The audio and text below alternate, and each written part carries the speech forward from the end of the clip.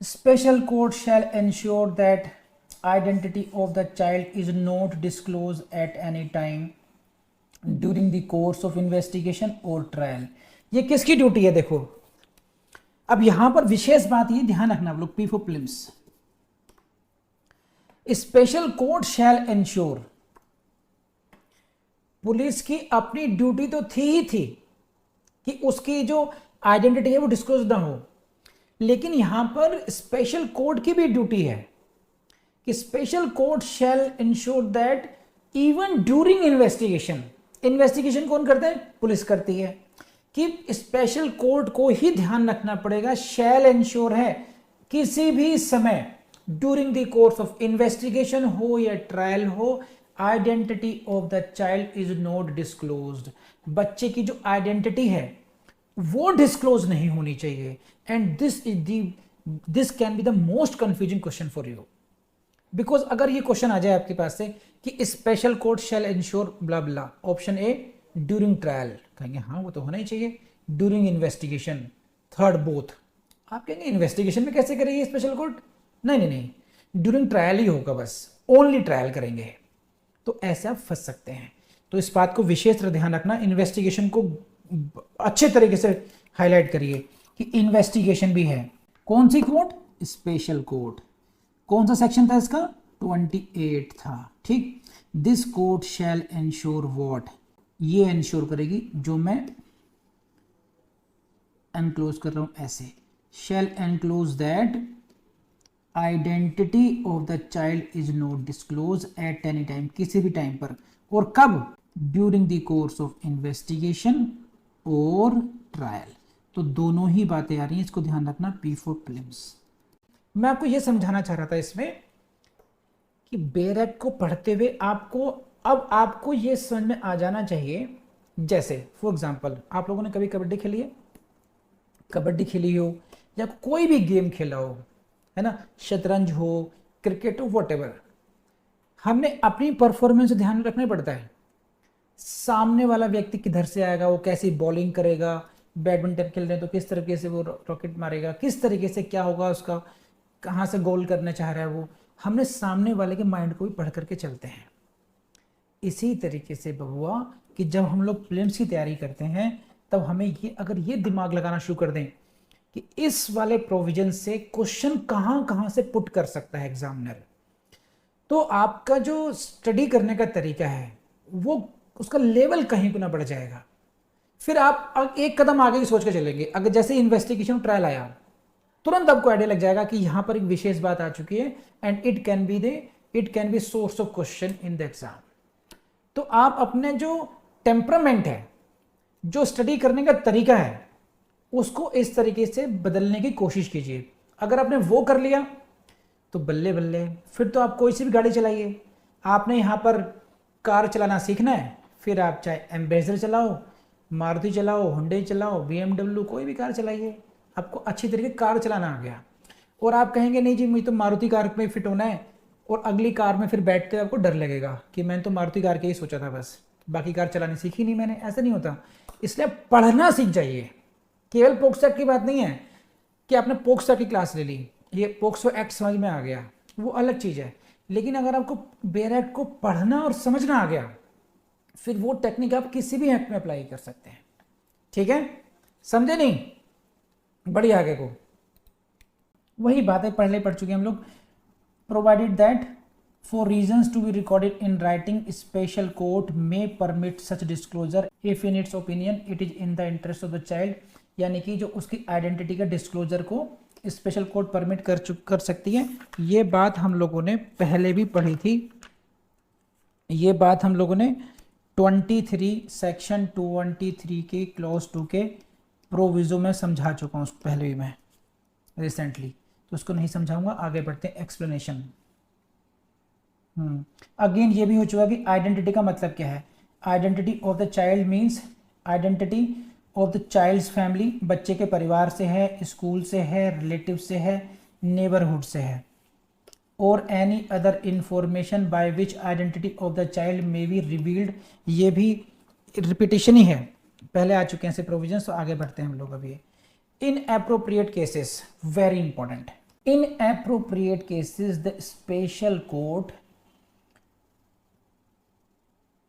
इसको बहुत अच्छी तरह पढ़ना आप लोग, may direct payment of such compensation, किसको, टू द चाइल्ड, किस लिए, फॉर एनी फिजिकल और mental trauma cause to him, ये इसको एक साथ पढ़िए, और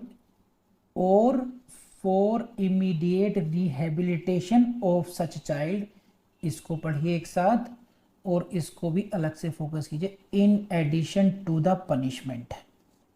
ठीक, देखिए क्या है ये, अब मैं समझाता हूं इसको दोबारा। अब ये आपने राउंड कर लिया होगा, हाईलाइट कर लिया होगा, अब आके समझिए इसको कैसे करना है। इन एप्रोप्रिएट केसेस का मतलब हुआ कि केवल कुछ ही केसेस में जहां पर कोर्ट को उचित लगता हो, उचित वाद हो, उचित केसेस में, it means note in all cases, सभी केसेस की बात नहीं कर रहे हैं, केवल एप्रोप्रिएट केसेस में। सही है, ये बात समझ में आ गया आपको, इन एप्रोप्रिएट केसेस स्पेशल कोर्ट में, यहां पर शब्द का प्रयोग किया गया है may, they have used the word may, it means it is the discretion of the special court, court may do so और court may not do so. I believe की बात समझ में आ गई होगी आपको। देन आगे पढ़ते हैं,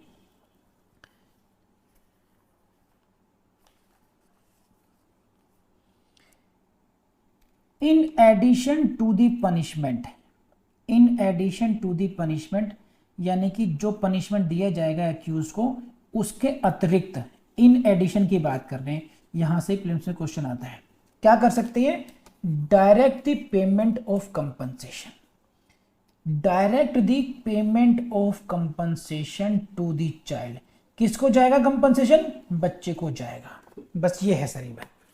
अब मैं आपको समझाता हूं। इन एप्रोप्रिएट केसेस माने कि in cases which the special court find fits for allowing the compensation, ऐसे केसेस जिनके में लगे स्पेशल कोर्ट को कि यहां पर बच्चे को कंपनसेशन दिया जाना चाहिए, the child should be given compensation. So in such cases it is the discretionary power of the special court, उससे इन एडिशन, हां मैं वही कह रहा हूं। तो नाउ द कोर्ट को लगता है कि इस बच्चे को कंपनसेशन दिया जाना चाहिए, तो जो उसको एक्यूज को पनिशमेंट देना है वो तो है ही है। कंपनसेशन के लिए जो है डायरेक्ट ऑफ सच कंपनसेशन, देखिए उसमें भी आपने पढ़ा था, फाइन में भी उसमें था shall be paid to the child, वो तो है ही है।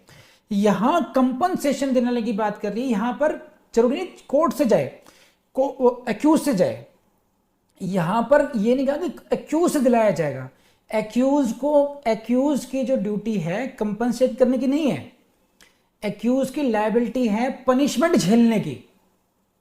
यहां पे क्या है, एक्यूज को क्या देंगे आप, उसको भाई साहब को देंगे इम्प्रिजनमेंट, उनसे कराएंगे फाइन, और इस फाइन वाले अमाउंट से उसको चाइल्ड को कंपनसेट पैसा दिया जा सकता है। वो तो हमने पढ़ चुके पहले, जब जो पनिशमेंट क्लॉजेज हैं उनकी बात नहीं कर रहे हैं हम लोग, क्योंकि वो प्रोविजन हर जगह है ही नहीं एप्लीकेबल। यहां पर हम बात कर रहे हैं, यहां पर कोई कन्फाइन नहीं है, यहां पर ये नहीं कह रहा किससे दिलाया जाएगा, ये नहीं, सरकार भी ये नहीं कह सकती सब वहां से जाएगा, no, direct payment of such compensation to the child. तो आपसे क्वेश्चन ये पूछा जाएगा कि कौन सा सेक्शन, कौन सा प्रोविजन में कंपनसेशन दिलाया जाएगा। तो स्टेट गवर्नमेंट को भी कई बार कहा जाता है कि जो डीएलएसए से भी इसको बच्चों को कंपनसेट कराया जाए, तो कंपनसेशन के लिए डीएलएसए के फंड से भी बच्चे को कंपनसेशन दिलाया जाता है। कब, अगर बच्चे को मेंटल फिजिकल ट्रॉमा में गया है या उसके इमीडिएट रिहेबिलिटेशन की जरूरत है।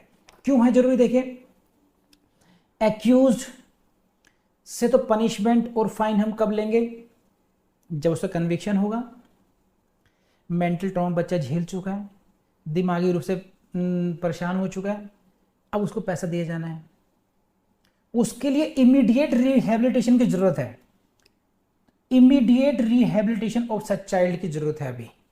तो you can not wait for that कि the child should be rehabilitated, इसके मेंटल ट्रॉमा के लिए इसकी जो जो मेडिक नीड्स हैं वो तभी पूरी होंगी जब जाके पहले उसका कि उसका कन्विक्शन हो, फिर पनिशमेंट मान लो एक्यूटल हो गया तब क्या होगा।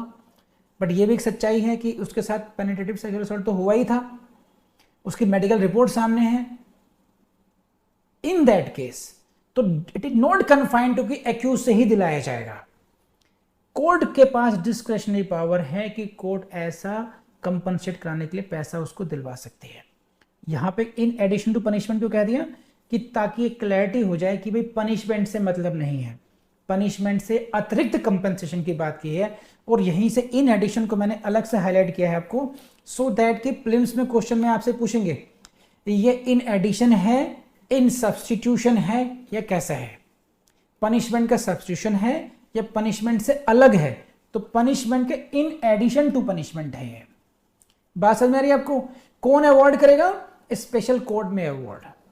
क्या अवॉर्ड करेंगी?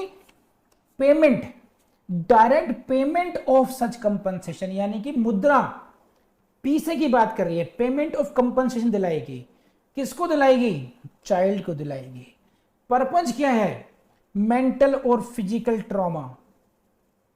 पर्पज क्या है? Immediate rehabilitation. इन एडिशन है या सब्स्टिट्यूशन है पनिशमेंट का? In addition to the punishment है ये। तो इन सारी बातों से यहां से आपको क्वेश्चंस मिल सकते हैं। अब आई बिलीव कि आपको इसका मर्म समझ गए होंगे कि एग्जैक्टली क्या नीड है, क्यों है ये। अब भी रिसेंटली ऐसा हुआ, अब ट्रायल चल रहा है, समझे? अब ट्रायल चल रहा है। क्या केस है जनाब वकील साहब, पीपी साहब? क्या केस है जनाब? पेनिट्रेटिव सेक्सुअल असॉल्ट केस है। एग्रेवेटेड तो नहीं है? नहीं जनाब एग्रेवेटेड तो है। हो कंपनसेशन दिलाओ पहले इसको, ट्रायल चलता रहेगा। ट्रायल हो गया, कंपनसेशन के लिए 10,000, 20,000, 50,000 वॉट एवर एक अमाउंट बच्चों को दिलवा दिया गया। सही है। अब मजेदार घटना घटी। Child was called for the examination in the court. बच्चे कहने नहीं मेरे साथ तो ऐसा हुआ नहीं, कुछ नहीं हुआ। अभी रिसेंटली कल परसों की न्यूज़ है, Bombay high court, Bombay court में, तो द चाइल्ड टर्न्ड होस्टाइल कि मेरे साथ तो ऐसा कुछ हुआ ही नहीं, लव स्टोरी वाली बात थी। Court said recover that money, जो पैसे इसको दिए गए हैं, बच्चे देखो इंश्योर करो कि दिए गए थे नहीं दिए गए थे, अगर दिए गए थे तो वो उससे रिकवरी करवाओ। जब ऐसा कुछ हुआ ही नहीं तो फिर किस बात का कंपनसेशन दिलाया जा रहा है? तो वो ड्यूरिंग ट्रायल चल रहा था, अभी पनिशमेंट की बात ही नहीं हुई अभी। वो समझ रहे हैं? ये रिसेंटली आया है। मैं अगर कोशिश करूंगा, मुझे अगर लिंक आ गया दोबारा तो आई विल सेंड यू, आप पढ़ना उसको। पॉक्सो एक्ट में बॉम्बे कोर्ट का डिसीजन है अभी कि भाई लड़की हॉस्टाइल हो गई। जैसे मैंने आपको बताया है 16 से 18 साल के जो बच्चे हैं उसमें अधिकतर केसेस में प्रेम का चक्कर मामला होता है। भागे प्रेम के उसमें, इंस्पायर्ड हो गए बॉबी फिल्म से, भाग गए, फिर पकड़े गए और फिर फैमिली प्रेशर में इस तरह की चीज़ें आ गई सामने। लेकिन जब ट्रायल का टाइम आता है तो फिर प्यार उमड़ता है और फिर वो कहते हैं नहीं ऐसा कुछ नहीं हुआ, ऐसा हुआ ही नहीं, पुलिस ने जबरदस्ती लिख लिया, मुझे पता ही नहीं क्यों हुआ, मैं तो चाइल्ड हूँ, उस तरह की। तो कोर्ट ने कहना कि भाई फिर रिहेबिलिटेशन किस बात का, जब हुआ ही नहीं है तो वो पैसा जो है गलत, इस तरीके से गलत प्रैक्टिस को बढ़ता है, वो पैसा वापस लिया जाए फिर। तो ऐसा डिसीजन आया है। तो ये सारा मैं इसे समझा रहा हूँ ताकि आप इसको समझ पाएं अच्छे तरीके से। इन एडिशन टू पनिशमेंट का मतलब ये नहीं कि पनिशमेंट होगा तब दिलाया जाएगा, बिफोर पनिशमेंट भी ऐसा हो सकता है। समझ में आ गई बात? आपको नहीं बताइए अभी। तो कहाँ से क्वेश्चंस आएंगे मैंने वो भी समझा दिए, उसके आसपास की जितनी बातें हैं वो भी आपको समझा दी हैं। Subject to the provisions of this act means POCSO, a special court shall have all the powers of session judge, court of session, for the purpose of trial of any offence under this act and shall try such offences as if it were a court of session। ये repetition ही है, पहले भी आ चुका है कि special court को वो सारी पावर्स होंगी जैसी किसके पास होती हैं, कोर्ट ऑफ सेशंस की पावर होती हैं ट्रायल पर्पजेस से, वो सारी पावर्स ये इन्हीं के पास भी होंगी और ये ऑफेंस का ट्रायल ऐसे करेंगी जैसे यही कोर्ट ऑफ सेशन है। तो कोर्ट ऑफ सेशन को स्पेशल कोर्ट का डेजिग्नेशन दिया गया था, कोर्ट ऑफ सेशन के प्रोसीजर फॉलो करते हैं। ये रिपीटिशन है इसलिए मैं आगे बढ़ता हूँ, ये रिपीटिशन है। तो 33 is over from my side now.